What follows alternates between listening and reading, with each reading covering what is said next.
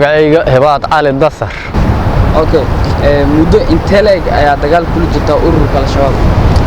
5 bilood waana dhaxmareen iska hor imaadiyo waana dhaxmareen dhowr jeera iska hor imaadiyo ayna dhaxmareen waxay soo u badneed hanjabaado iyo ribarigleyn aakhirka ugu dambeysana waxay timid foolka fool in dagaal la isku qaado ahaan imisa ay jirtaan 56 sano maxaa kugu kalifay adoo 56 sano jir ah inaad la dagaalanto ururka Al-Shabaab?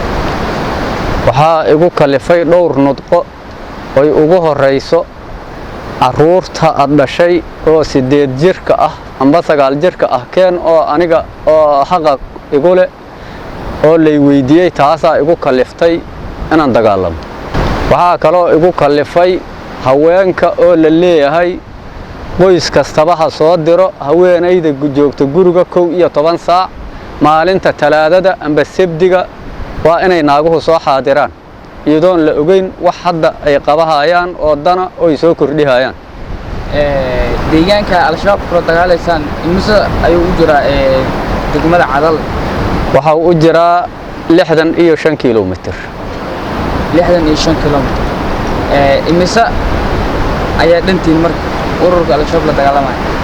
wallaahi macaawisley ma yara oo waa tiro badan tahay dhowr meelood ayay kala joogtaa.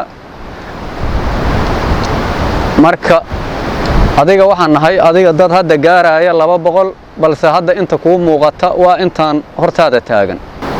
wax caawinaad miyaa ka heshin dawlad goboleedka Hirshabeelle ama dawladda dhexe? dawladda Hirshabeelle waxaan ka helnaa xoogaa adiga caawin ah dadku waa aaday u dheer tahay meeshu waa 65 kiiloomitir markaan safarka sii socono waa lugtay. deegaanka hadda ka socotiin oo ka imaateen magaciisa Guulani waxaan ku rajaweynahay dalka Soomaaliyeed waa Raas Casayr iyo Raas Gamboon inta ay Al-Shabaab uga jiraan inaan daba socono ma ahan gurigayga kaliya waa kala baxay gurigayna waa gurigi Soomaaliyeed ah gurigayna dalka Raas Casayr iyo Raas Gamboon oo ka kooban yahay ummadda Soomaaliyeed intaas lagu yaqaan inta Al-Shabaab oo meel uga jira inaan dagaalano diyaar u nahay.